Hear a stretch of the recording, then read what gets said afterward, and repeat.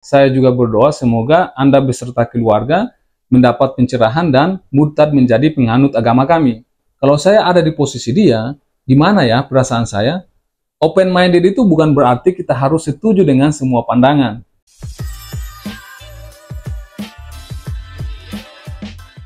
Jadi di video kali ini kita nggak akan bahas soal sains, saya hanya pengen bahas salah satu fenomena sosial yang membuat saya sedikit terusik akhir-akhir ini.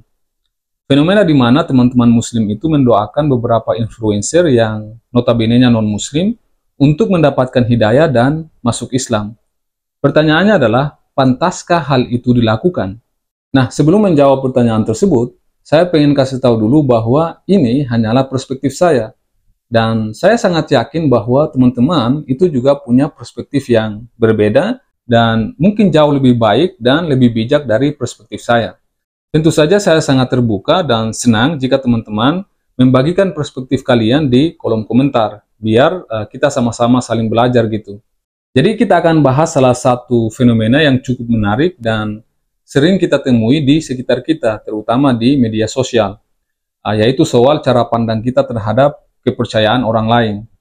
Kadang tanpa sadar, kecintaan kita yang berlebihan pada agama kita, itu membuat kita pengen orang lain menjadi bagian dari kita. Namun secara nggak sadar, apa yang kita anggap baik, itu bisa saja membuat orang lain nggak nyaman gitu.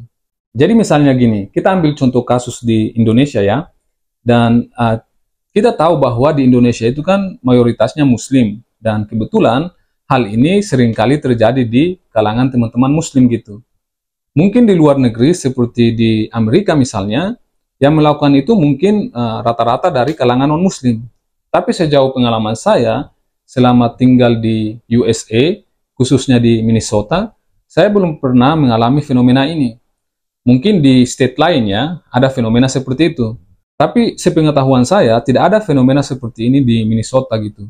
Misalnya di media sosial, saya sering amati bahwa ketika ada beberapa influencer yang membahas agama Islam, seperti Onad, terus ada Yonglex, kemudian ada Boris Bokir atau siapapun itu, teman-teman muslim yang mendengar para influencer ini membahas agama mereka ataupun collab dengan tokoh-tokoh agama Islam misalnya, maka seringkali itu membuat teman-teman muslim itu kagum sama para influencer ini.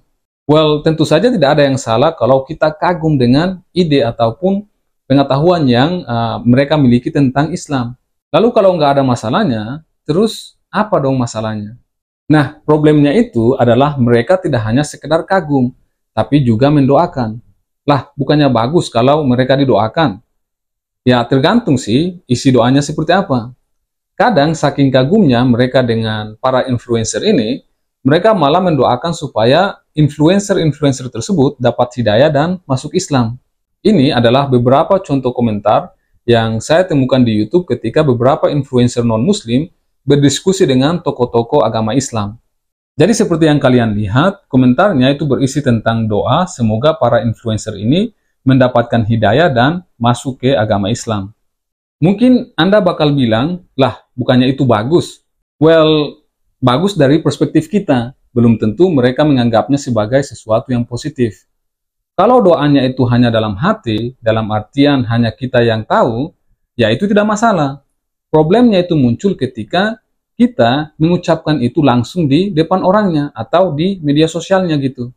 Coba bayangkan gini, saat kita mendoakan agar mereka mendapatkan hidayah dan masuk Islam, lalu bagaimana seandainya kalau tiba-tiba para influencer ini membalas dengan doa yang sama? Misalnya mereka bilang di depan kita, terima kasih atas doanya, saya juga berdoa semoga Anda beserta keluarga mendapat pencerahan dan murtad menjadi penganut agama kami. Nah, kalau balasan mereka seperti itu, maka pertanyaannya adalah, apa yang kalian rasakan ketika mendengarkan doa seperti itu? Saya berasumsi bahwa reaksi yang muncul itu bisa beragam. Tapi menurut saya, pasti banyak orang yang bakal kaget, risih, bahkan mungkin tersinggung dan marah-marah gitu. Padahal kalau dipikir-pikir, itu kan respon yang setara kan? Kalau mendoakan orang lain supaya masuk ke agama kita itu dianggap baik, kenapa kalau kita yang didoakan untuk pindah ke agama mereka, kok malah membuat kita jadi nggak nyaman? Sama kayak orang yang masuk ke agama kita itu langsung dijunjung tinggi, sementara orang yang keluar atau pindah dari agama kita ke agama lain, itu langsung dihujat habis-habisan. Padahal itu kan keputusan mereka gitu, dan sebenarnya tidak merugikan diri kita sama sekali. Well, saya nggak tahu apakah para influencer non-muslim ini yang didoakan seperti itu merasa tersinggung atau tidak. Tapi ini sangat menarik tentunya sebagai bahan renungan kita bersama. Seringkali kita merasa apa yang kita lakukan itu baik dan benar, tapi kita nggak pernah melihatnya dari sudut pandang orang lain. Bukan berarti niat kita buruk ya. Sekali lagi, bisa jadi niat kita yang mendoakan mereka itu benar-benar tulus karena kita ingin yang terbaik untuk mereka berdasarkan kepercayaan kita. Tapi di sisi lain, hal ini juga menunjukkan bahwa kita seringkali nggak sadar kalau cara pandang kita itu sebenarnya cukup tertutup terhadap perspektif lain yang kemungkinan besar membuat orang lain nggak nyaman. Masalahnya, pola pikir seperti ini itu nggak cuma berlaku di dalam agama saja, tapi juga di berbagai aspek kehidupan. Kita itu seringkali merasa apa yang kita yakini itu paling benar, dan kita tidak pernah membuka diri untuk mendengar atau memahami sudut pandang orang lain. Akibatnya, kita gampang menghakimi, gampang merasa tersinggung, dan kurang bisa menerima perbedaan. Itulah yang saya amati di beberapa konten video saya yang mengoreksi tokoh-tokoh agama. Banyak sekali orang yang mudah sekali marah dan merasa tersinggung ketika kita berikan informasi tandingan yang lebih faktual dibandingkan dengan apa yang disampaikan oleh tokoh-tokoh agama mereka. Saya itu sebenarnya mencoba untuk bisa memahami sikap defensif seperti ini. Ketika seseorang telah lama mempercayai sesuatu, terutama jika itu datang dari figur yang mereka hormati, informasi yang bertentangan itu bisa terasa seperti serangan atau ancaman, dan tidak dianggap sebagai wawasan baru gitu.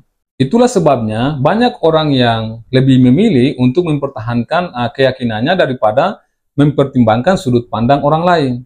Namun kalau kita ingin menciptakan diskusi yang lebih sehat, kita tentu saja perlu mencari cara agar perbedaan pendapat tidak selalu berujung pada konflik gitu. Jadi gimana dong solusinya? Yang pertama yang harus kita lakukan adalah kita harus bisa melatih diri kita untuk lebih berempati lagi. Sebelum berbicara atau bertindak, coba tanya ke diri sendiri. Kalau saya ada di posisi dia, gimana ya perasaan saya?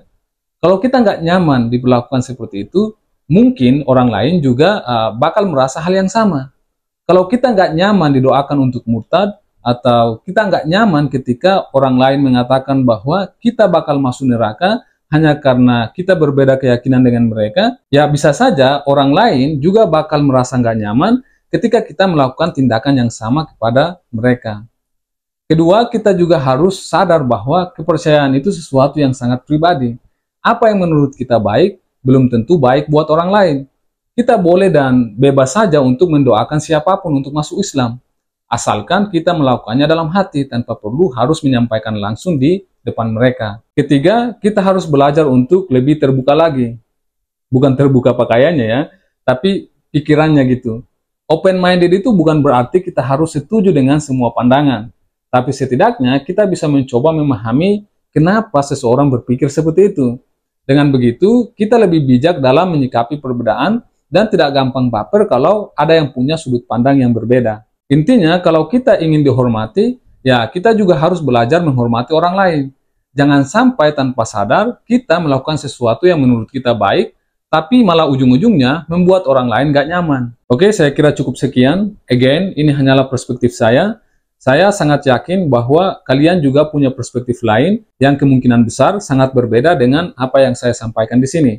Dan tentu saja saya sangat penasaran untuk melihat perspektif kalian di kolom komentar. Dan bagi teman-teman non-muslim, saya juga penasaran bagaimana respon kalian ketika ada teman kalian yang muslim mendoakan kalian seperti itu.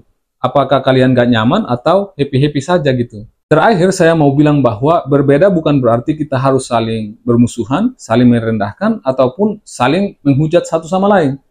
Berbeda itu artinya kita punya kesempatan untuk saling memahami dan tentu saja tumbuh bersama-sama. Semoga kita bisa mengelola perbedaan menjadi sumber kebijaksanaan, cinta, dan persahabatan. Saya Muin Banyau, salam apapun itu untuk ilmu pengetahuan dan selamat menjalankan ibadah puasa.